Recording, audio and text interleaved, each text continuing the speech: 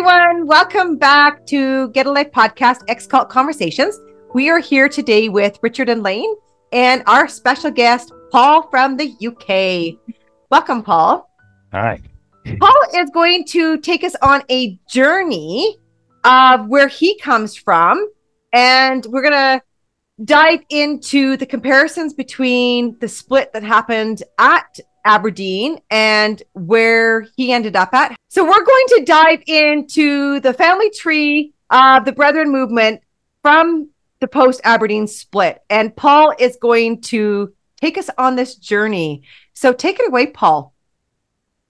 Okay. Well, thanks very much for having me on. So yeah, I grew up in the UK. I was born in London, and as Cheryl said, I was born into what's called the Renton Brethren. So you might all be wondering what they are and how they're different to the PBCC. So I'm going to sort of go through a bit of my life history, and I think as we go along and I kind of share some memories and stuff, it'll probably become clear sort of how they're different and how they're similar as well. There is a lot of shared stuff, really. I mean, in some ways, you know, I joined the XEB group in beginning of 2018. We left in sort of early 2017. And at first I felt like a bit of an imposter because, you know, I wasn't proper PBCC and hardly anyone else on there was from Rentons.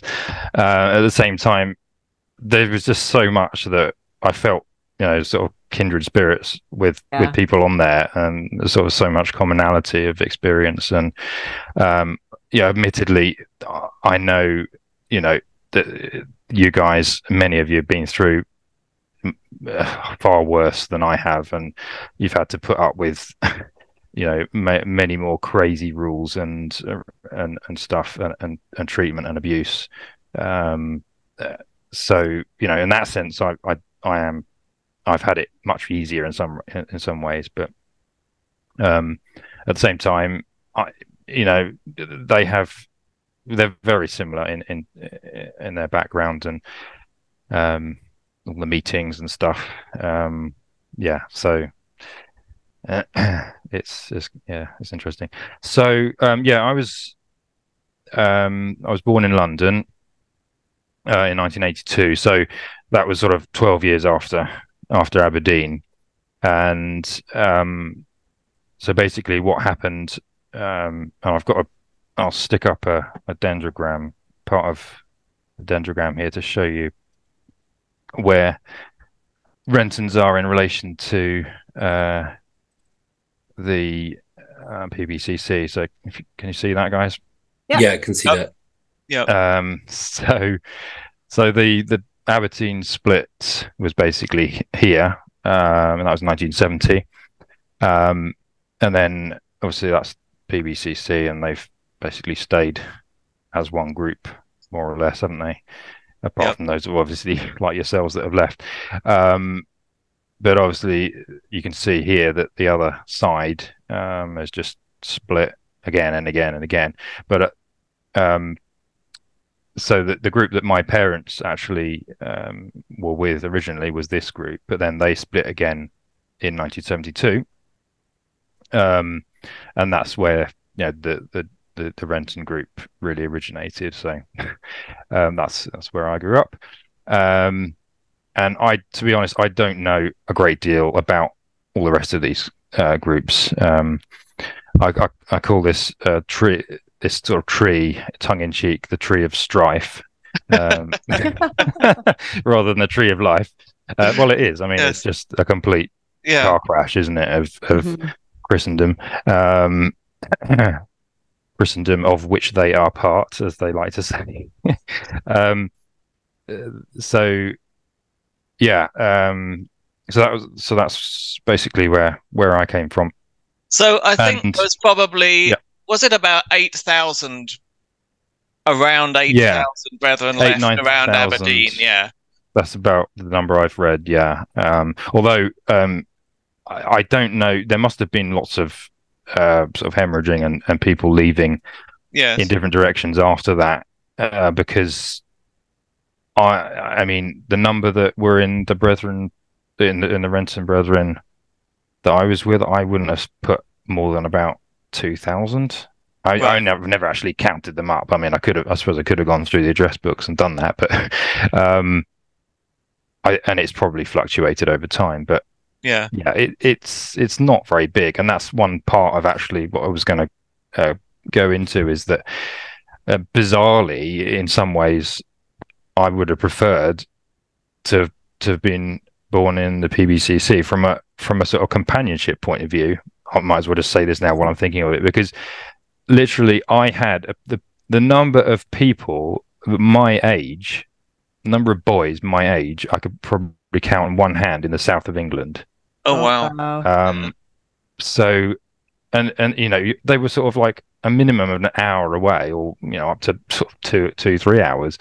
And although obviously we had fellowship meetings and 3-day meetings, and there was sort of interchange in terms of, you know, my dad would go and preach somewhere, and they would, and their dads would come and preach where we were. So we did see each other from time to time, but you know, given that we were not encouraged to have friendships outside Brethren, you know, it's not that we couldn't. I mean, I did sometimes have the occasional play date with school friends and stuff, but it was clear that, you know, we were really supposed to be above that and separate, and so yeah, it was quite a lonely kind of upbringing in that sense. Yeah, because the numbers were just so sparse, especially more in England. There were more. The density was greater in Scotland, and I only clocked that. You know, when someone pointed out that was because that's where the division happened, so it was close to the epicenter of Aberdeen. Yeah, because nearly all the Scottish Brethren left at Aberdeen. I mean, it was 90% or more of the Scottish. Yeah. Because, you know, either they were there, or they knew or had family that were there and saw with their own eyes. Well, I mean, okay, I didn't see everything with their own eyes, but the sort of meetings, I guess, and what happened there. So, yeah, so we were sort of quite few and far between in some respects. I mean, it was worse in mainland Europe. I'll come on to that later, but my wife, Nadia, she's from Germany. She's from Bad Endbach, if any of you been there. Yes, because it's one of the main meetings in Germany. It still is for the PBCC, I believe. And so, yeah, I mean, she was one. There were about 3 Renton meetings in Germany. It was Bad Endbach, Cologne, and there were a couple in the east as well, Yatsnik up by the Baltic, on the Baltic coast, and I think Scheibenberg.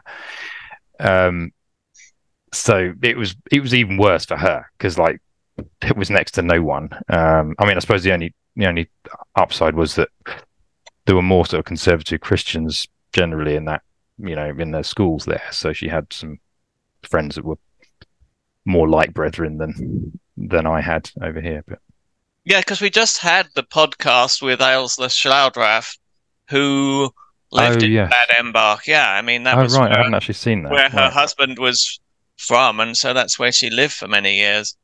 So yeah, and I've been there. It's a beautiful place. I didn't realize your wife, she was also in the Rentons then. Yeah. Wow. Yeah. Interesting. Yeah, so her grandfather was Horst Pfeiffer. Oh, right. Okay. He was a naturopath in Bad Endbach. He was like the naturopath doctor. Right.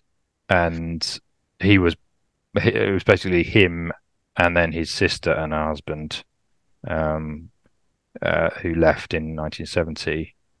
I see. And it was quite brave to do that, because basically everyone else was against him. But yeah. And the other interesting thing, while we're on about Endbach, is that, so I was going to position as well my relations in the PBCC. So my mum was a ward from Stowmarket, and she. No, you're kidding me. Really? Yeah. Why? What are you related to them? I Or grew up something? I grew up in Cambridge, which is 30 miles from Stowmarket. So we knew the wards Right. extremely well. Yeah, and Oh, there's all wow. sorts of remarkable characters. I mean, you've probably seen Dr. Charlie Ward, and must be some Oh, relative of yes. yours. I didn't Yes. know. Is he related? Well, Am I yes, he related to him? is. You are. I mean, Oh, God. the likeness just jumps out at me immediately. No, come on. Yeah, I mean, like complete mafia. Amazing story. So, who was your grandfather Ward then? Who was your mother's father? Um, I think he was Frank. Frank Ward. Ward. Okay. So I think Frank, both my grandpas were called Frank, but I mean they both died before I was born. just to be quite Um, frank, yeah. Yeah, very good. Um, yeah, so she had an older sister, Caroline, and Right. she married Laurie Buckley. I think they're in Newton Oh my Abbot, sort of goodness. down Devon way. Laurie Buckley's a big wheel. He's like the Yeah, brother. he's a solicitor, Attack isn't he? I think attack dog. Yeah, he's he's been involved in litigation, as I uh, understand. Um, my he's dad. kind of a cross between the Pope and a pit bull terrier. Oh, Uh, right, okay. All I know of him is my dad saying that he was a bit of an oddball, um, whatever that meant. I mean, I've never met the guy, so um, yeah. yeah. They had. I'm not sure how many children they had. I mean, I've got like all these cousins and Yeah. cousins once removed that I've never met. In fact, I don't have any cousins. Because my dad's just had one sister and she's unmarried. Right. Yeah. So yeah, and so their children, one of their sons is Rod Buckley, and I just found out a few weeks ago because someone posted something on the Facebook group that he's actually a director of that favorite charity of ours, the RRT.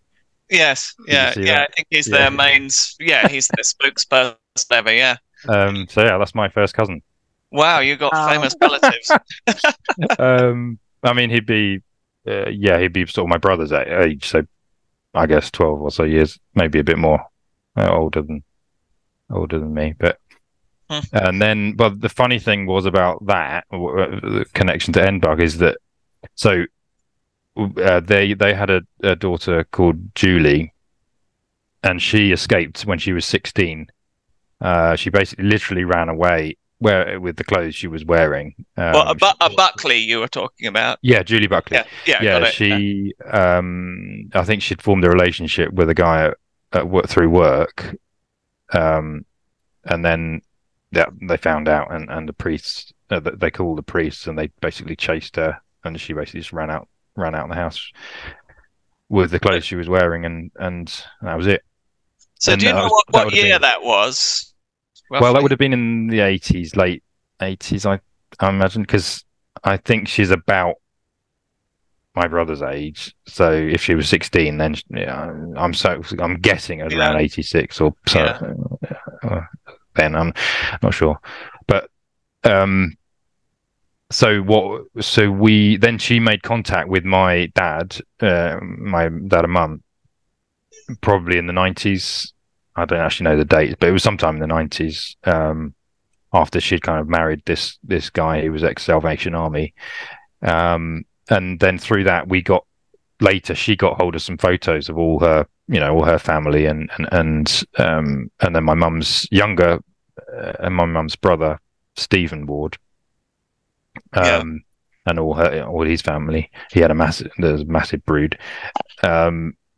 And yeah, and so we had all these photos, and it was just like, oh, it was so weird, and it's such a strange feeling of, yeah, just kind of regret and longing almost seeing these photos of my cousins, and just knowing that there's no chance of seeing them, and it's been made worse by the fact that now we've got children, and Nadia's sister, they've got 5 kids, and they've now moved to Germany, and when we go over there, they're just so close. They're like, it's almost as close as brother and sister, and you just think, I just missed out so much because of Brethren. Yeah, and the crazy thing is, you're all brethren anyway.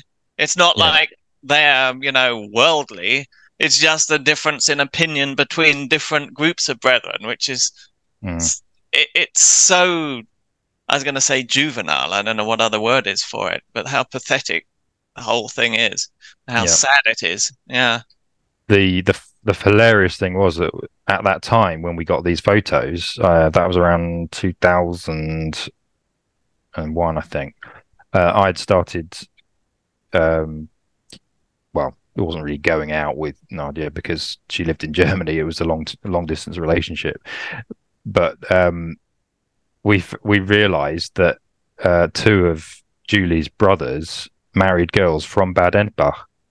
Oh, they weren't related to Nadia, but it was just like, really, that's just so crazy. Yeah. So Rod, I think Rod married a Schreiner, probably. And then I think Glenn married a Brucius from Bad Endbach too. So really crazy. But anyway, so that was that. So I've kind of gone, we've done my parents and all the cousins I've never known. And well, what I didn't say about Rentons was that basically they kind of got rid of lots of the craziness that came in during the 1960s that was introduced by JT Jr. But they still wanted to sort of hold on to some of the separation stuff, and then there were others that wanted to go further and get rid of that as well. And particularly, I think the issue was professional associations. Yes, and being a member of a professional body, and that was the kind of issue that caused the division in 1972. Wow. So the professional associations thing, that was 1969. So there were two crises. 69 was getting out of associations. Sorry, 59. Yes. 59 was getting out of associations. Yeah, that was with Joel which was kind of the start of the very early stage of the really crazy stuff. And then, of course, 70 was the whole deal about Madeline Kerr and all that. So your group was kind of throughout 70 but kept 59, and then the group that split off wanted to go beyond 59 and back into the 50s, be free to join. And of course the crazy thing is that PBCC, they're now happily joining professional associations. Really? Yeah. So that all went out the window. Oh, my goodness. Yeah, you look on their LinkedIn and they're members of chartered accountants and this, all that, business organization. Yeah. Presumably just because that gives them some money, an economical advantage, doesn't it? Exactly. Yeah. You got to keep up with the Lord because he keeps turning those corners. Yeah, that's right. Yeah. Our famous rotary deity. Oh, yeah. So you left the Rentons then. You just recently left the Rentons. Is that what you're saying? In 2018? 2017, yeah. 17. So 6 years coming, 6.5. And so is it, you've heard a lot of the stories of the PBCC and all of us ex-leavers. Is it very similar? Like, walk us through what that was like when just so that the leavers of PBCC can understand the similarities of leaving another group. I just want to interject here. I'm familiar with the Rentons here in Calgary, and like some of the feedback I get, I was just of a recent funeral. We won't get into all the details, but of a recent funeral, and the feedback I got from those ex-PBCC members that were at this Renton funeral, how similar it was to the PBCC. I was in awe at what these stories were coming back at me. I had no clue. I mean, I was very aware of how strict the Rentons were here in Calgary. But the same similarities of having at this funeral, instead of it being of the memories of the person that has just passed, it more was about getting right and being part of the fellowship. And it was this lecture. And that's exactly what happens in the PBCC. When someone passes away, they're not sitting there talking about all the fond memories of the person that just passed away. It is usually a lecture on what this means to you and what we should be taking from it. And you're wrong and this is wrong. And, you know. Yeah. I mean, I'd say, to be fair, not always. I mean, yeah. So a funeral would, a burial, as they call it, wouldn't call it a funeral. A burial meeting is basically a ministry meeting. So up to three brothers can get up and give a word. I mean, yeah, it did vary. Sometimes, you know, you got ones that are going to abuse it to ram home something, and I've been to ones like that. But you know, there were others that, you know, weren't so much like that. But you're right, there might have been a passing reference. I mean, just as a quick example, where we were in West Norwood, so that was where in London, there was a lady there who was a GP before she got married. So I don't quite know how that was allowed, but maybe because she was a GP before 1970. I don't know. Anyway, and during I went to that to her burial, and I remember, you know, there was a kind of a nod to her life and the contribution she had made in her capacity as a GP, but it was just literally a passing reference in the word. Yeah.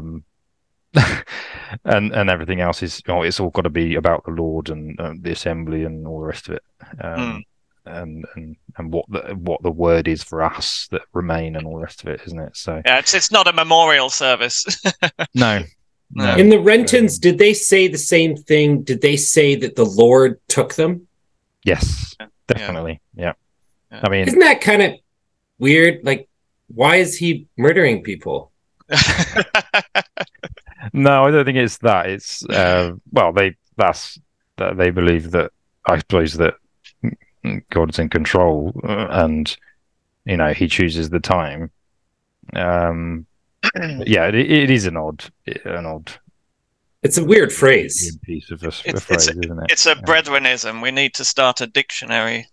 I did that. That oh, was you did? Of course one of the things that got me in trouble, and actually, I was withdrawn from partially on the basis of something in that glossary of what did I call it? Brethrenese. Hilarious. We need to have a podcast just on this, you know. I've said before that they bastardized the English language. You know, I mean, we could actually. Could be a money spinner. Learn Brethrenese in 3 weeks with these handy cassette tapes. You know? Yeah. Well, it was about the position. You would have heard the position. Oh, the term, the position. The position. Another non-existent thing.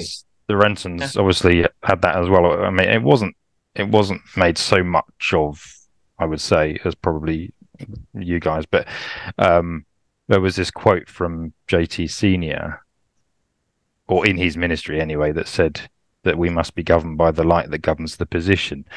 And I heard someone quote this, and I just thought it's just so ridiculous. And so I put in that glossary, I put something about, you know, if the Brethren were missionaries, then presumably they'd be governed by the light that governs the missionary position. Oh, that's funny. Sorry, so that's what you got withdrawn from for. Well, it was that, and then one of the one of my satirical hymns. You remember hymn 400? God of the universe. Oh no, not God of the universe. What is it? Yeah, it's. What hast thou wrought? No, it wasn't that. No, not that one. It was the one that goes about the Father's bosom, its own sphere, wherever. Oh yes, that one. Yes. And secret intercourse holds sway. Yes. Where holy love in all its secret intercourse holds sway. It always seemed a little dodgy, yeah. I mean, I didn't think it was actually. And there were quite a few even Christians on the group who actually stood up for me and said it's not blasphemous. It was just a kind of. It was. I mean, because what I was saying was, it was basically trying to express the weird feeling that I got every time we sung that, because I knew that in the second verse we would be singing these rude words. Yes. And it was a kind of a way of expressing that the feeling that I had as a child that would be singing about bosoms and intercourse, you know. It was particularly spherical bosoms. I mean, Okay, so let's get back to you leaving the Rentons and walk us through what that was like. Yeah. So that's, I mean, it was quite a long process, but it started around, Nadia's sister. I was actually just asking my brother-in-law recently when it actually happened, but so Nadia's sister married a Canadian, and they started questioning Brethren doctrine and stuff around 2010-ish, I think, and they left in 2011 because they didn't get any satisfactory answers, and in fact they actually had some really nasty sort of emails and communications, particularly from one brother who said that they, you know, if they left they'd be taking their family to hell and they were heretical and stuff. That's probably familiar from where you're coming from, but so they left, and then in Enbach there were also some issues with a cousin of Nadia, and then that basically resulted in her cousin's family leaving, and then shortly after her own parents and brother, who was still living at home, they left as well. So sort of, you know, the family ties were kind of beginning to weaken in that sense. But at the same, it wasn't just that. I mean, we did, especially Nadia had questions and concerns herself about, you know, the nature of fellowship and also baptism. I mean, you would have heard about household baptism, I suppose. And we actually waterboarding for Jesus. Yeah, when we looked into it, I mean, we were still quite earnest at that time, and wanted to do what was sort of biblical, and so we actually looked into all the references. We, you know, dug way deeper than probably most people would have, and we just really couldn't find any kind of positive, you know, evidence for it. You mean infant baptism versus adult or believer's baptism? Yeah. I mean, they don't call it infant baptism, but it is baptism of infants in a household, isn't it? So that caused a bit of a ruckus. I mean, we had some heated discussions with our local brethren. So we were in Sunbury-on-Thames at that time. That wasn't where we lived, but that's where the meeting was. And then that kind of, although that wasn't made an issue, or like we weren't, you know, they didn't say like, either you have to baptize him, or that was our second. We baptized the oldest. They didn't say either you have to baptize him or we're going to withdraw from you. But at the same time, it was quite clear that they weren't happy with it, and a kind of distance came in, and it was almost as if we was being cold-shouldered and not being invited. So just and stuff. Just trying to sort of imagine this. Did your children, were they expected to break bread more or less from birth, or? No, so that is a big difference between the two. So, the baptism was obviously the same, but the breaking of bread. So that was the thing, that was introduced by JT Jr., I believe, that that babies would, or as soon as they could reach for the emblems, they could break bread. And no, so with us, it was you had to ask for fellowship. And right. Okay. I mean, some probably did quite young, but it was probably more from the age of 12 on, really. I didn't until I was 16, I think, which was pretty late. Yeah. And that's another thing. I really struggled. It took a tremendous amount of psyching myself up to do that. It was just so scary. So if you hadn't asked, did you not go to Sunday morning meeting then? Is that how it went? Oh no, you went, but you just didn't. They just passed the bread and cup past you. I gotcha. Okay. Yeah. So it's like a normal church. Like if you go to a church nowadays, and if you're not a part of there, you just don't go up and get the. I getcha. Okay. Yeah. It was just passed, in front of you if you were sitting, well, wherever you were sitting. You didn't have to sit behind like the circle because they did that if someone wanted to come to the supper. They would actually put out some chairs behind the two circles, and make them sit there. So is it open to the public in that sense? Like, could I go to a Renton Lord's Supper? Yeah, you could. And in that sense, they are much more open. They're fine with you coming to their meetings. Them going to anyone else's meetings is a completely different thing, and that comes back to this thing about the position.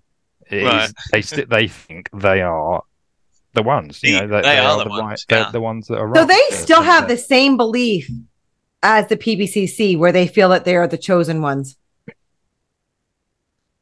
Well, they wouldn't admit it in so many words, but they think that they have the light, and they're the most true to the light, if you know what I mean. And that they're in the right place, and that every other place has got something wrong with it. So how do they? So when you say you were kind of looking up about baptism, presumably you had all the ministry up to JT Senior. Well, how did that work, or did they have their own ministry? What was the? Yeah, we had all ministry to JT Senior. To be honest, we didn't go into all of that ministry. It was more looking at the actual scriptures, the Bible itself, the references in the New Testament, and some of the kind of allegories in the Old Testament, like Noah and that. And we had some discussions with other brethren as well. But did the Rentons have their own kind of publishing house, or did they publish any ministry from their own leading then?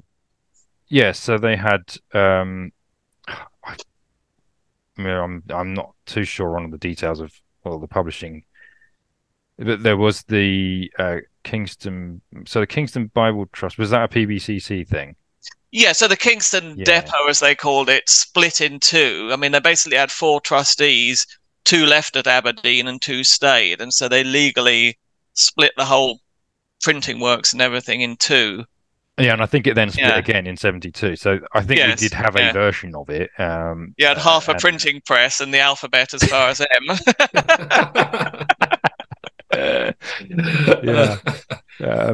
So we had everything up to JT Senior. And I think actually there were some brethren that hung on to their JT Junior ministry. I know at least one brother that did that, because he admitted it to me, and I was quite shocked when he said that. But did they publish any? So just going back, Renton, and presumably Renton is a guy, is he? It's named after a leader. So did he have published ministry, or? Jim Renton was from Edinburgh. He's actually a first cousin of Robert Stott, who was Roger's father. Right, who was a trustee of the depot. He was a trustee of the Stonehill. Yeah, that's right. Was he also considered a man of God with like a direct link to Jesus and stuff? No, so that's the other thing where the Rentons are different. So we didn't have a leader, one leader, like Symington, Hales, etc.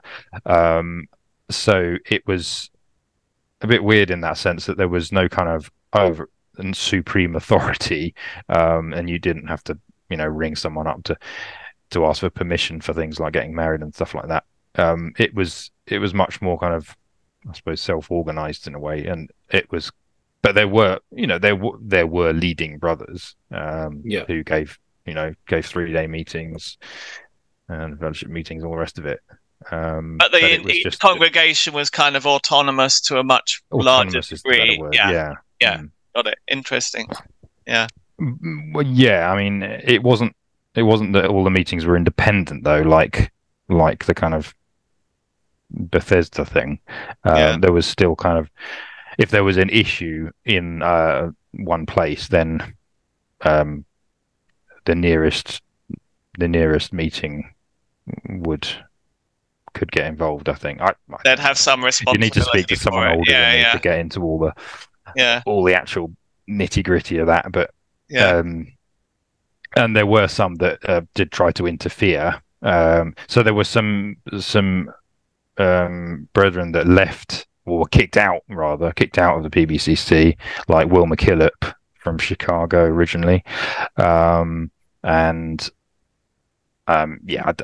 he's passed now. I don't know who else, but and they did cause trouble. They did try and interfere and pretend that they were some kind of universal priesthood.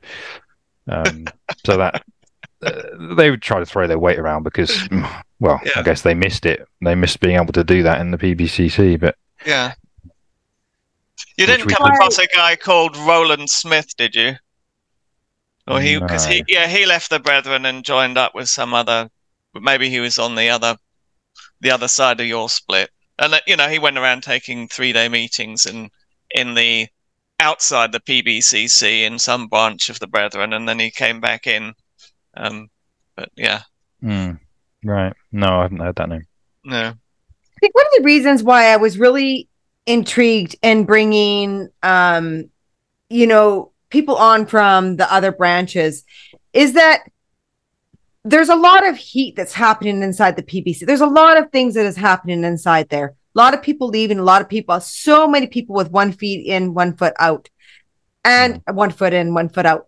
And to me, that these other offsprings and offshoots that happened after Aberdeen, I'm curious as to what rules had been let go, what was still there, what would happen if the PBCC had a big downfall and a lot of these little groups started growing again. In your opinion, with what you experienced in the Rentons or what you know about the Rentons, what do you think is still a downfall within these other offspring groups, such as the Rentons that you were in? What were some of when you say a downfall? What do you mean? What are some of the things that you still didn't agree with, that were still too indoctrinated, still too cult-like, still too this isn't right? Well, in terms of practices, I mean, there's quite a few things that we weren't allowed to do. Although I have to say, mileage varies. It did according to where you were. Some places were more liberal than others, but I mean, we weren't allowed TV or radio. Although bizarrely, when the internet came along, that was okay, and computers and all that. I mean, I suppose, in the early days of the internet, things, dial-up connections and that, you couldn't stream TV and Netflix didn't exist and that kind of stuff. So it was, I suppose you could argue, it was more of sort of educational resource in the beginning, so it sort of slipped in like that. But still, even now you can watch anything on, stream anything. Yeah. As far as I know, there's no rule about having it. So yeah, it's very hypocritical in that sense. Other things, I mean, in terms of education, obviously the professional association thing, as far as I know, still holds. Although I have to say there has been a split since we left, and I mean, one of the issue there was another one of the reasons that we left anyway. And so my parents are now on the sort of more liberal side, and my brother is on the other side. So our family is completely fractured. And do they go to church every day? JND. Sorry, what was that? Do they go to church every day as well? No, so that's another thing. So then the meetings themselves probably quite similar in terms of the format, and although there wouldn't obviously be any references to Bruce Hales or the great men that lived since JT Senior, but it'd be very much quoting JT Senior often, and all that preceding ministry. But in terms of frequency, so we didn't have a 6 a.m. supper. It was 9 a.m. usually, or even 10 in some places. And then it would be a reading and a preaching. So 3 meetings. I mean, that's still way too much, and still way more than a mainstream church would have. But did the men still have the authority over the females, or was it more equal? Like, could a female stand up and give a preaching? No. So that would be exactly the same. So only men are allowed to take part. In fact, and I've made this point on the XP group, in that sense, because with Rentons, sisters aren't allowed to give out hymns, because that was one of the rules that was introduced in the 60s. So in that sense, the PBC are actually more liberal on that point than the Rentons. Wow. So they're really gagged, I see. So do the women have any role in the Rentons? Do they have any role that they do? No official no role in the meeting apart from singing. Obviously they can sing. Are they expected to be submissive to the husbands? Yeah, I mean, in practice, not always, but yeah, that's the teaching, isn't it? I mean, it's that, and that's what they would, if you asked them, that's what they would say, based on Corinthians, isn't it? So what about do they wear hats or headscarves? Because that was another Jim Taylor thing, was the headscarves. So no, it's hats, and boy, well, Julia will be able to tell you about the hats. I mean, it's basically like Royal Ascot on a Sunday morning. Some of the hats that, especially like a 3-day meeting, everyone bought new outfits. All the women bought new outfits. Men maybe not, because they just wore suits. So and dress as well. We wore suits and ties. So ties were back with Rentons, even though they're banned with us. So yeah, it was quite dressy, especially on the Lord's Day. Wow. During the week, not so much, but you still be expected to wear something smart, not just rock up in like jeans and a t-shirt. Yeah. What about university? Were you allowed university or not? Yeah, so that's another thing. So I was allowed and that again varies. My sisters weren't allowed to go to university, although my younger sister, not younger than me, but the younger of my sisters, she rebelled and basically left home at 18 and went to university. And left. So they both left Brethren actually in their teens. And I mean, that wasn't the only reason that they left. There were other things, but that would have been one of the main factors, was the sort of the subservient role that they were supposed to have. But yeah, it was okay for guys to go to university, although there were certain things it just wasn't worth studying because of the rule about professional associations. So it wasn't really point studying law, medicine, dentistry, veterinary science, architecture, even some engineering. I mean, you can do engineering and not be chartered, I think, but it's unusual. Yeah. So there were a lot of things that were off limits, but in that sense, I'm grateful that I was allowed to go to university. Although that's by that point, I've sort of become so, this sort of separation thing had become so kind of ingrained that I travelled up to London. I went to Imperial College because we lived in Camberley at the time. There was a coach that went up basically almost past our house and all the way up to Victoria. station. So, and it stopped at the Royal Albert Hall, which is just right next to Imperial. Yeah.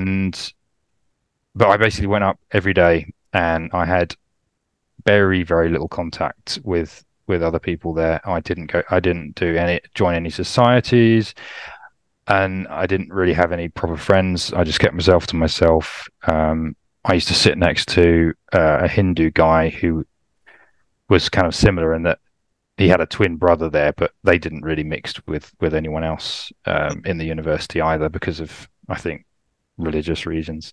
And yeah, just such a waste of 4 years. Utter waste. I never even went into the Royal Albert Hall for a concert. I was just saying to Nadia the other day, what an utter waste.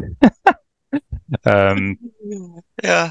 But so yeah, when you guys leave, when someone decides to leave, is there the huge separation rule? Well, then those people aren't allowed to associate with like, are people allowed that are still in the Rentons?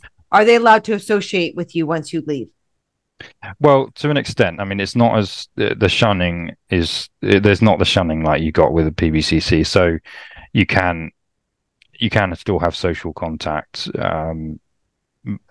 but there is a distance, and it's just, I think, partly because you just don't have anything much in common anymore. Yeah. And then also just the busyness of peeb life. They're always going off to the meetings on Saturdays and Sundays, and they prioritize that over anything else. So it's difficult to sometimes even meet up with them for that reason. But yeah, it is different in that sense that you can still have contact. But in terms of marriage, that's out of the question. Like, you can't. I mean, and that was the issue that I was talking about earlier. That sort of one of the things that led to us leaving was someone in Australia married a girl that had been withdrawn from the UK. Oh, wow. And that was seen as not to be a marriage in the Lord, even though 99.99% of anyway, it was just ridiculous. But so do they have are there any coloured Renton Brethren, or is it strictly a whites only group? It's not. If there aren't, it's not because I'm trying to remember if there are or not. No, there are. Yeah, there was some that actually came from one of the other groups that split subsequently. I think it might have been a Frost group or some. Oh, there was definitely someone from Jamaica, Right. and in India. Yeah, there was some brethren in India. Really? Yeah. In fact, so what countries are Renton groups in? What's their sort of global reach? Now you're testing me. So yeah, the main lot are in the UK. There's a handful in the States and Canada, and then there's a handful on the continent, continental Europe. There's even fewer in Australia. There were some in New Zealand, but I don't think there are anymore. I think there was some kind of division there, and they left. Where else? Yeah, then India. There were some that actually joined, while we were probably after we got married, I think. So it's in 2000 since 2005. So you've probably heard of the Desais. So yes. There was that family there in Mumbai. I think they're Mumbai. But then Romulus Desai, he joined the Rentons, did he? No, it was Remus that was with the Rentons, I think. Oh, okay. Romulus was with the PBCC. Was his twin brother, no doubt. Yeah. And but then there were some others that came in Andhra Pradesh, I think. I'm not quite sure how we got into contact with them but they joined, and I'm not quite sure what their motives were. I mean, I think we sent them quite a lot of money. That'll do it. So yeah, that always helps, doesn't it? But yeah, is there an application form? How do I sign up? Do a lot of young people leave in the Rentons as well, like in the PBCC? I don't know what the rate of attrition is, but from time to time there were those that left, but it is more relaxed, and I think especially as time goes on, I think things are probably getting, more liberal, and less perhaps informally anyway, less legal than they were back in the day, but in some ways, a lot of the young people are kind of just as kind of worldly as people outside. Like, especially in Scotland, I remember, they had wild parties and all sorts, and you just wonder why they stay. Really, I suppose it's family and finance and friends. Finance is not such an issue because that's another thing I was going to say. So in terms of employment, most Rentons don't have their own business. There are some that do, but most would work for a worldly employer, and so there's not that kind of being tied into the Brethren ecosystem of finance and mortgages and all the rest of it, which does make it easier to leave. I mean, I had my job, I kept it. We had a mortgage with Nationwide, I think. So, there wasn't that kind of those tendrils that were sort of holding us in. Wow. Now that you've left the Rentons, I mean, it's been how many years now? Looking back on it, like what I want to just differentiate. My whole goal that keeps going through my head here is that if the PBCC were to split, I'm going back to this again, that I would assume that there would be groups like this starting to form. And so I just want to give perspective to the insiders of the PBCC, from somebody who wasn't in something as strict as the PBC in some ways, more strict in others. I mean, if the women weren't even allowed to give out hymns, I mean, that's pretty gagged. But we're looking back on what you've experienced your life as now, back to the Rentons and what the PBCC have gone through. In the Rentons, what do you think still would need to, like, what freedom do you enjoy now that you never had inside the Rentons? So, well, we've touched on, careers wise, now our kids can basically do anything they want. There's the sky's the limit really for them. There's no kind of, and so the other thing I hadn't say is, political involvement in any politics would have been a no-no as well, even though that wouldn't have necessarily needed a involvement in an association.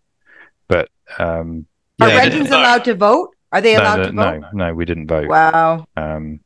Well, some may have done, but it officially it wasn't done. So careers wise, anything, and the whole meeting thing is just, it's still. I was talking to Nadia this morning about how it was bringing up children, and trying to control them, because obviously that fell to her. I didn't have, when the boys were little, I didn't have them with me on the front row. It was her. She had to deal with it all, and they were utter monkeys. They just wouldn't stay still. It was a complete exercise in, keeping them quiet and keeping them in one place. And no creche. There's no support. No kind of help from other, even other sisters or whatever. It was just, you just had to manage, and you were expected to make your kids sit there and behave, and frowned on if they played up, and expected to take them out if they if they kicked off. So compare that to a mainstream church where you've got a creche, you've got youth groups where the kids can go, where they're with people that are the same age, and where there's sort of relevant content, stuff that they can understand. This is just a completely different world. So there's, if you're thinking, I think what some people have done is they've left the PBCC, or gyms as we used to call them, and joined Rentons, because it's a halfway house. It's not as PBCC light. It's less of a culture shock to kind of go there, and maybe that is the way to go, if even if it's only a short term thing. But I think as you leave, you kind of gain. It's not until you leave properly that you really gain perspective, and actually you stand back and you think, oh my goodness, what were we involved in? And the other point I was going to make was that all through my upbringing, my parents, they would always be talking about Aberdeen, not specifically about what happened. I mean, they didn't talk about that. I didn't find out until I read on the internet, on Peebs, was it Peebs Net, the old website? Yeah. That's where I found out what happened. That they wouldn't talk about that. But obviously they were talking about the event because it was such a big part of their lives, and they lost, my mum lost all her family, and they lost loads of friends as well. That was the point I wanted to make. I wanted to make that point of that if there are people that are leaving and they're thinking of all these other groups that are set up, I really wanted to have you on here to articulate that you've now left the Rentons, and this is the clarity that you've gained from even being in the Rentons, or what I mean, I'm sure a lot of them are very similar. It's because it's not, I understand it could be like this halfway house, but I just wanted to be able to bring someone from the Rentons on and open up the Rentons, because it is a group that is very similar to the PBCC. A lot of PBCC members talk to Rentons. They're friends with Rentons. So I think it's important to be able to have these, those of you that have been in the Rentons and are maybe out or experience what the Rentons were, to be able to explain to those that maybe this isn't what they want either. I really just wanted these options out there for these leavers, that if this split does happen, or if this downfall happens, that they know what their options are, because a lot of people don't know what the Rentons are. I didn't know what they were, until I heard the report back from this funeral that happened recently, where I was just shocked, absolutely shocked at how similar they were to the PBCC. So my whole point in this is that if you're looking for structure that is less than the PBCC, then maybe these groups are them. But if you are looking to find who you are, to give your kids pure freedom, to allow them to just be who they are, and parents that need to be who they are, then step out without anything and find your own inner faith on your own. I mean, if you're really into hats, it sounds like paradise, doesn't it? Fashion shows. What has leaving Renton Brethren meant for us? It means we can follow our dreams, and our children can study what they want and be what they want. The sky's the limit. It means the weight of expectation and conformity has gone. We don't have to attend meetings, we don't have to dress in a certain way, we don't have to constantly self-censor.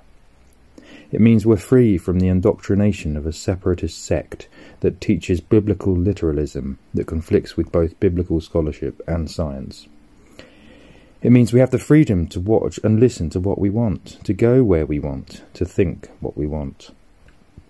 It means we can go away for the weekend or on holiday and generally plan our lives without having to fit around meetings and places where there are meetings. And it means we can make friends with anyone, belong to clubs, societies, music ensembles and so on, and generally experience the full range of human diversity, creativity and emotion, living in colour instead of monochrome. One thing I'm really curious about is one of the fundamental things that the PBCC, or rather the Plymouth Brethren in J&D's time, was founded on is the idea that it's non-denominational, and that to call yourself, the Methodists or the Church of England was completely wrong, because it denies the existence of the one church, the one true church. Did the Rentons give themselves any name, or were they always, we're just simple Christians? No, it was that. Yeah, they didn't like having a label. In fact, they didn't call themselves the Rentons. That was purely external name. That's a name that I've only, in recent years, come to realise that's what we were called. Right. Okay. Sorry, what I was going to say, it's come back to me now. The thing that made the fact that we had that my parents had left the gyms or left the PBCC, it kind of, and they were always talking about how bad and how awful it was and how awful they were, and it was almost as if that we had that sort of bad guy, that bad example of this awful church in the background, that it kind of made us look normal, and we thought, genuinely, I knew there were some idiosyncrasies about Brethren and the things they did, but compared to the gyms, we were pretty much normal. Much better, weren't we? And then it was only, as I said, we only since leaving and gaining perspective and actually. And the other thing is, they don't go to any other churches, but they say, we're the only ones that have got the light, this light and that light, but how do they know? Because they don't go to other. They don't go anywhere. They don't interact with other Christians. Well, they might find out if they did, mightn't they? But what I find funny is the Rentons talked about the PBCC, the bad guy. At least we're not like them, But what I find interesting is that the PBCC never talked about the Rentons, or at least growing up, ever. And I wonder if that's because, how would they describe them? They're the funner version of us. They have less rules.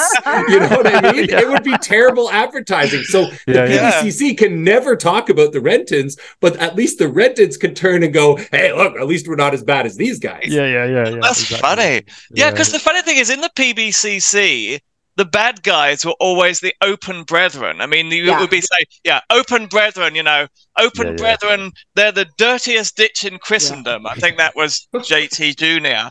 And so there was always this kind of other bunch, the kind of the wicked relatives, the Midianites, the ones who had turned away. And they were always held up as, this is what, if you leave the brethren, this is the depth you will sink to, open brethrenism, It's the worst thing you could say. It sort of sounds like that was the way the Rentons talked about the gyms, that they were, this is what happens if you leave the good path, you become this evil, It's just so interesting that all of them seem to have the light. They're all the chosen one. Yeah. It's like a Mexican standoff. Everyone's pointing their guns like, no, they're the bad ones, Dude. So, but it's all these pots and kettles all calling each other black, isn't it? I mean, Go on, Paul. What were you going to say? No, I was just going to just because obviously there's Nadia and I took a slightly different path to each other. I mean, obviously we're still together, we're still married, still love each other, but as part of all that sort of turmoil when we left, somewhere along the way, I just started to doubt the whole thing, and I just started to think, is any of this actually right? And one of the things that played into that was my sister. So as I said, I had two sisters. Both of them sort of left in their teens. And the older of them, she got married and had two children and two girls. And the younger one got this really rare ear cancer. And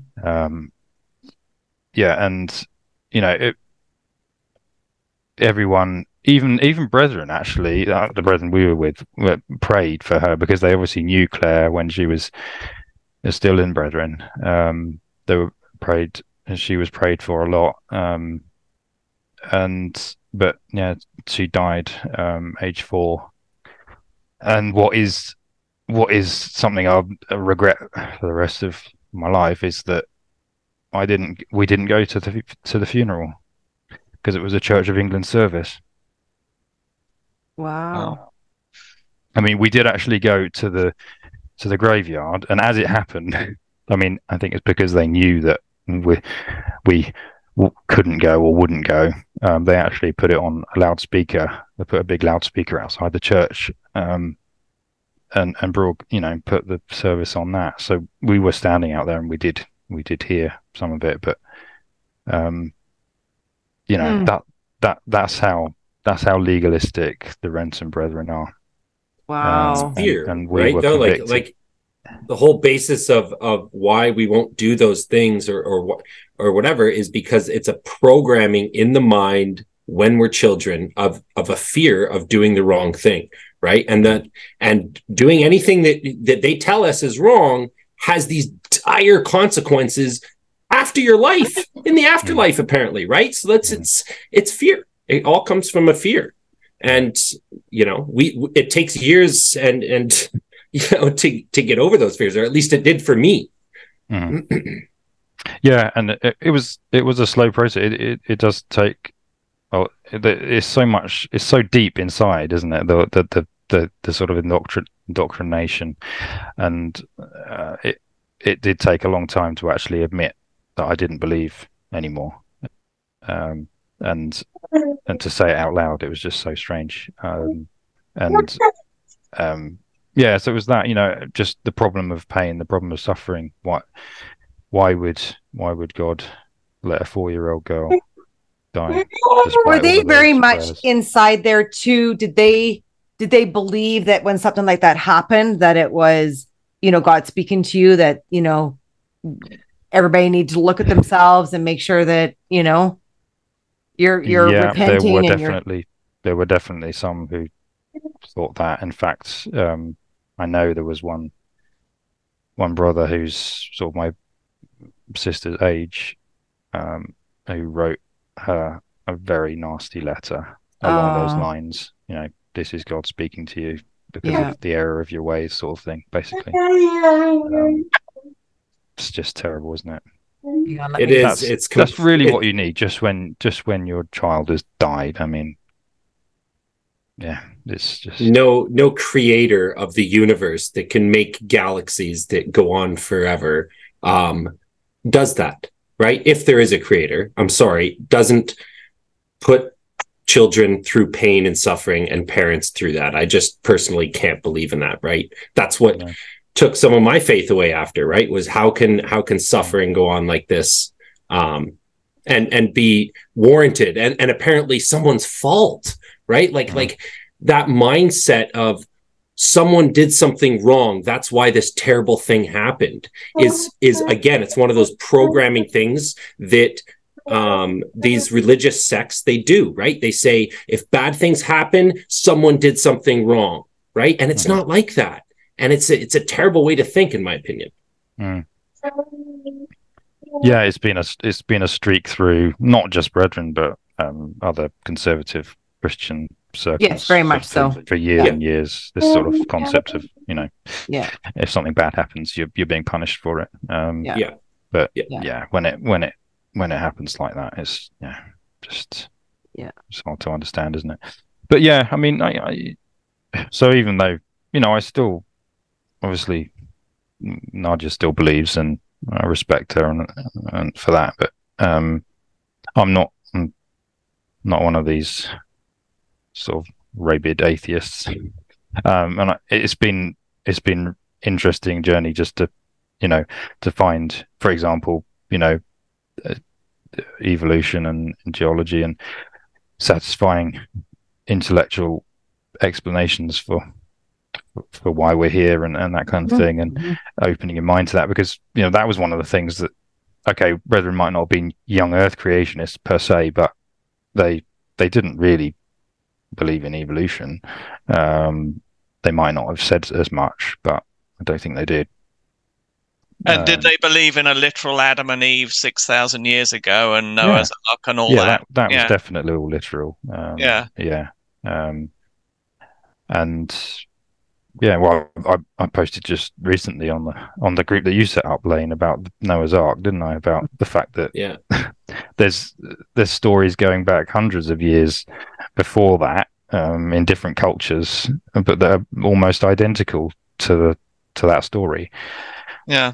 So, you know, and I think it's okay. I think it's really, especially for the insiders. And I mean, I know since Lane started his group, right, that there's probably a lot of controversy around it. And I know that you've, gone through what you've gone through, Lane, with after setting it up. I think it's important to question, especially people who have had a lot of trauma. Like for myself, I question everything, right? When you go through the shit some of us go through, you have to question. There's no way but to question things. And I think it's important to question things. I think questioning things should be what everybody in this world does. We all should question things, because when you question things, you come back to, what do I believe? What sits with me? And if every freaking human being on this planet could come back to themselves, what a different world we would have. We wouldn't have the wars we have, because everyone's sitting with what they believe versus what's being told to them versus what's being indoctrinated into them, right? We all need to learn how to think for ourselves. So I think that the group you set up, Lane, was very good, because it gives people a platform that are either full-blown atheists, or people who are questioning, or people who just need to have this opportunity to be able to work through what they're thinking and feeling. And I mean, the thing I think is that if something is true, if you question it and people question it and try and pick holes in it, if it's true, it gets stronger and stronger. Exactly. It gets reinforced by that process. If it's false, when people start questioning, it starts to crumble away and weaken. So if what the brethren believe is true, they shouldn't be concerned about questioning. They should welcome questioning, because if it's true, the questioning will result in strengthening what they have. If you come across something and people say, oh, you mustn't question that, you mustn't ask about that, you can guarantee that it's wrong. Because otherwise they wouldn't need to defend it. I mean, even in the Brethren, they used to say the truth defends itself, but they don't actually believe it, because you're not allowed to question it.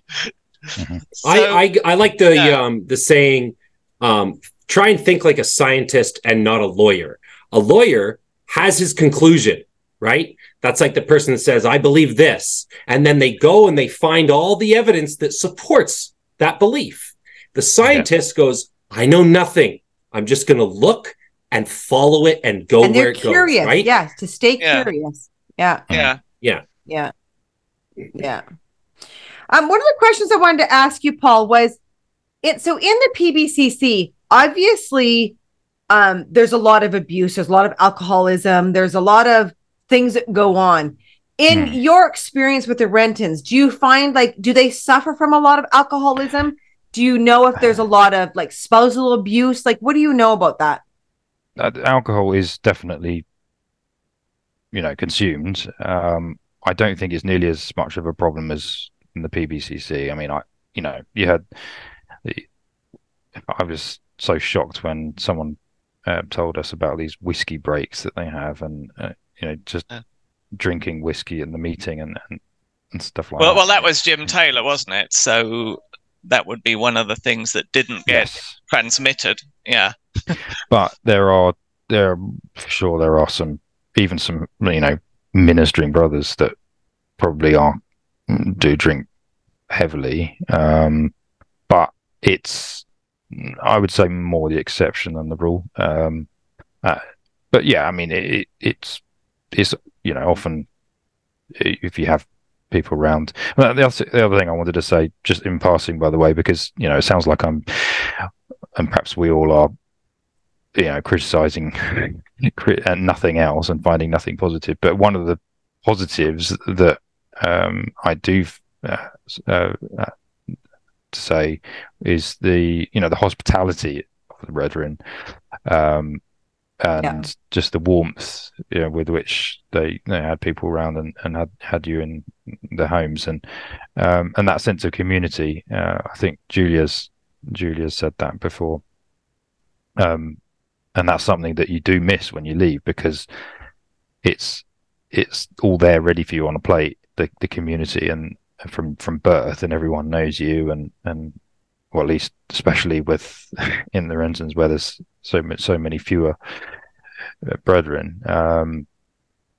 So yeah, there is that, but obviously there's lots of downsides as well. So yeah. But yeah, so going back to the alcohol thing, I think I wouldn't have said it's nearly as much of a problem. And as far as spousal abuse goes, there may be some cases, but I don't know. It's not the sort of thing that would have really come out. Yeah. Well, I mean, we welcome anyone can come on here and do a podcast. We welcome any Rentons that want to come on, or ex-Rentons that want to come on and dive into this. I think it's really important. I think this is a very, very important movement on all angles, not just the PBCC. This has been something that I've wanted to do for a while, just because I know that there, when people do leave, especially if it's families with children or people who want to keep their Christian faith, they do look for those other groups that are very similar to the PBCC, right?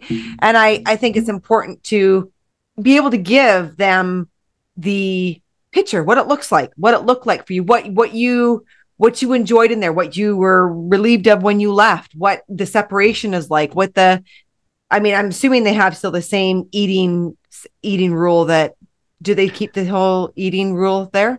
Well, that was a funny one, because you were allowed to eat with people who weren't in fellowship, but unless it was a wedding, unless it was a wedding reception, go figure. I mean, you weren't allowed to invite people that weren't in fellowship to a wedding reception, and so we ended up having, because obviously my sisters were out when we got married, and so, well, the younger of them didn't actually come. And the reason she didn't come was because she was unmarried, and we wouldn't invite her boyfriend because they were unmarried. And she was like, no, thanks. Living in we've sin, been together for 10 years. Yeah, exactly. Yeah. We've been together for 10 years. I'm not coming without him. And that was fair play, absolutely right. And so she didn't come. And then my other sister, she was married and had a little one at the time, and they came over to Germany because obviously the wedding was in Edinburgh. And we arranged it. We had a marriage over 2 days, in order to have this arrangement where we had the registry office on the Friday, and then we had this family meal after that. So they came to that because it was a family meal, which was just like, extended family. And then on the Saturday, we had the marriage meeting, and then like a meal after that meeting, which was just the sort of meal that you'd have, after which was just Renton brethren in good standing and no one else. No. Well, they were. You see, that's the weird thing. They were allowed to stay for that meal, but it wasn't a formal wedding reception, a wedding breakfast, or whatever you call it, in the US. But yeah, just weird. It's just so hypocritical, isn't it? It's What do you think when you see what's going down right now, and when you watch everything that's happening on all of Facebook, social media? Like, what are your thoughts on? What, with the PBCC and everything? Yeah. I mean, I think it's great, all the exposure that's happening, and there was that thing with the churchyard, wasn't there, in the United States, and you did a great job at exposing that, Richard, didn't you? And the thing was it Chicago with that meeting room, that development, and all these podcasts that you're doing. It's definitely gathering momentum, isn't it, in terms of exposing exposing them for who they are and actually waking people up to see what they really are and smell the coffee. So, yeah, and I just think it's just so important to be able to come to the table and let people get off their chest what they need to get off their chest, because so many people inside relate, right? That's how this movement is happening, and people are relating to the people who are coming on here. And I was just so grateful that you agreed to coming on and just give us a little inside look into what your Renton life looked like, and the freedom that you've even experienced since leaving the Renton. So I really appreciate that. Thank you so much.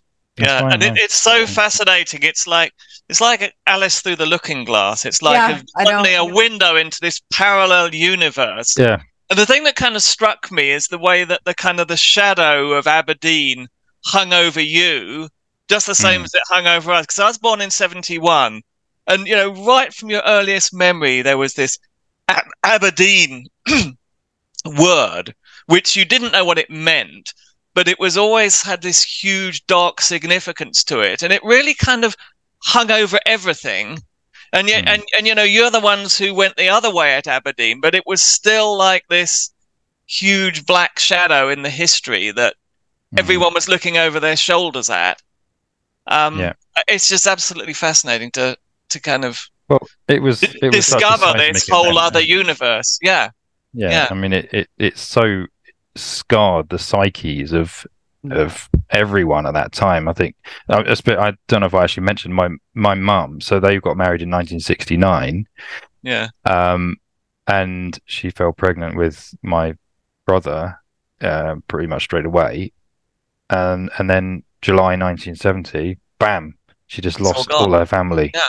And I think she may have lost her father soon after that as well. Like he died, and then I don't think they were allowed to go to the burial or anything. And and it's just all of that stuff. Yeah. I mean, my grandmother was from Scotland, and she literally lost every single member of her family, like her brothers and sisters, and her cousins, and it's a huge extended family. And overnight, she was the only one left, and it left this pain. I mean, I knew her very well because, I cared for them, my grandparents, towards the end of their lives. But there was this whole black hole where the family had been. I mean, it's almost like Holocaust survivors. It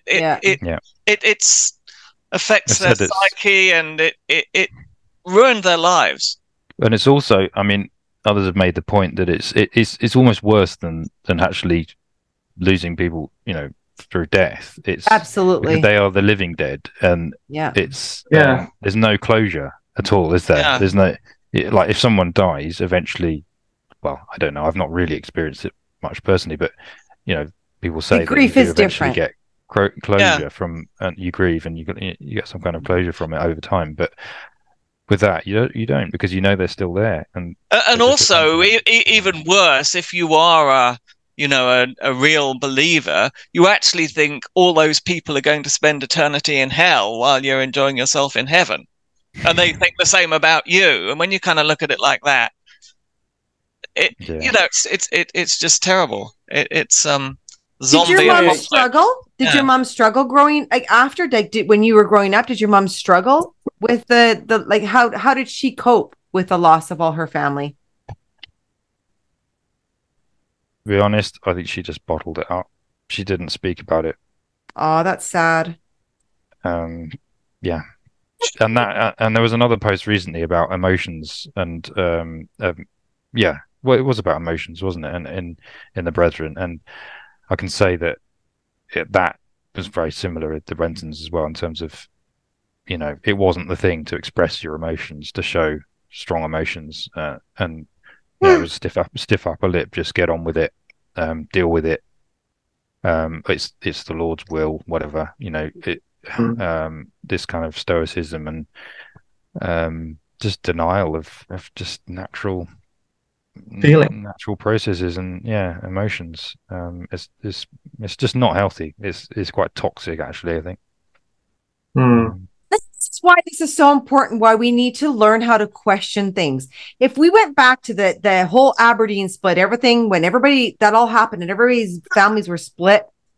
And like, if we are learning, and I'm saying you can still be of the Christian faith and question things. You can still be of any kind of religion and still question things. Had the people that really chosen like the PBC side of things and were like stuck with JT Jr. and stuck with the lies, stuck with all that, had they been thinking for themselves, they would have been able to have this broad overview look of this rule of separation that was literally such a stark, catastrophic Holocaust split that happened in there that literally, in my opinion, started all of this generational trauma that we all are experiencing now, right? Had people been questioning for themselves, been thinking for themselves, I don't think we would be in the situation that we are in today on multiple levels. But on the main broad level, it is the questioning of the separation. The question, if you had thought for yourself and watched what was happening, had they been thinking for themselves, things might have been different. Yeah. And it breaks my heart. It breaks my heart to hear the stories from way back to just listening to your mother. Like, it's just, it's so sad that this generational trauma just keeps getting handed down until, yes, we've got a movement like this now. And that's where my heart lays. I may come across very passionate on this podcast, but I want to remind people that this passion comes from, I want to stop this. We need to learn how to stop this. We need to learn how to bring people together, whether it's of different faiths, whether it's of different beliefs, to me, there has to be a way that everybody can come together for a common goal, no matter what a person thinks. Yeah. I believe that is possible. I really do. But the one thing that you have to be willing to give up is you have to be willing to give up indoctrination from society, from religion, from schooling, whatever that may be. You've got to be able to pull up that mirror in front of yourself and actually ask yourself, what do I believe? What do I believe? What do I like? Look out in the world. And it's like, what do I want to change? What do we want changed? And what does that change consist of? What can that look like? How do we come together to have that change? I know I said it before. I'm just so grateful, Paul, that you came on. We're able to start opening up this can of looking inside the Rentons on a different side of things. I know there's other people that have contacted me, and I'm really looking forward. I'm so looking forward to giving people a little look inside the Renton life and how similar it is to the PBCC, areas that it's different, and allowing those insiders that if they're thinking of leaving, that, you know, the different options and what you really need to start thinking about what it is that you want to create if you do leave. Yeah, and you definitely get some more on, because obviously I've only got my own perspective, on my experience from a certain geographical location, and I'm sure there's things I've forgotten and things I'll think in 10 minutes time, oh, I can't believe I didn't mention that. That's how it always goes, you definitely need to get a nice rounded view from and that's what we're looking for. And I mean, that's why we have 78 podcasts, right? Is because everybody gives a different piece of it. And often the people that are going to relate to you now can email you and they'll relate to something that you said, right? This is how we create this community of healing, community of change, community of possibilities, no matter what you believe or how each of us are in our personality. So for me, your name stood out to me on social media through your humor of your poetry and your writings. I mean, you need to write a book. It's for those days when we're on the floor in fetal position crying, I would totally pick up Paul's book and read it to make myself yes. I mean, if you haven't started one yet, you really should start one. And if nobody's checked it out, like just Google Paul's name in social media and you'll find his posts are hilarious. Stay tuned at the end of this podcast for one of Paul's writings on freedom. There is also a link in the description to a selection of his inspirational poetry. Yep. So thank you for bringing some light and humor to a lot of our posts on social media, and for coming on.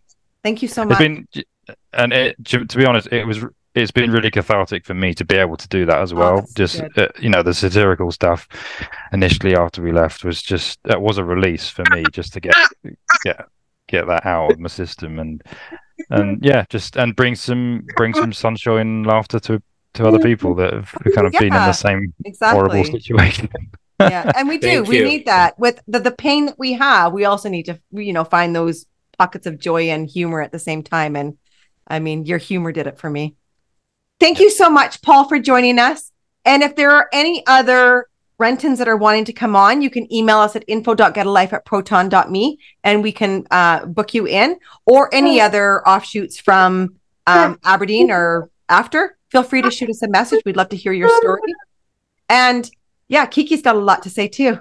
Bye-bye, everyone. Please like and subscribe, hit the notification bell, comment.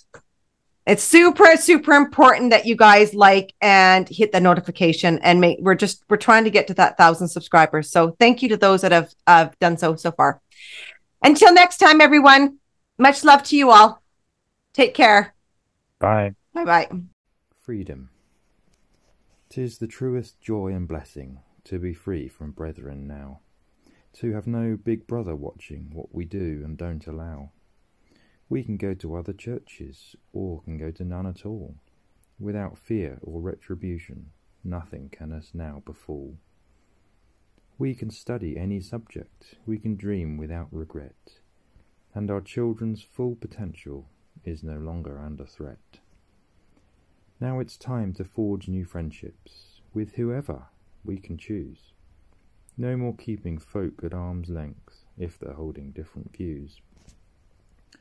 We the past have not forgotten, there are things we value still, but we can with joy look forward, and the future now does thrill. If you are in a high-demand religious group and need help, please go to oliveleaf.network. To share your story or be a guest on the show, email info.getalife@proton.me.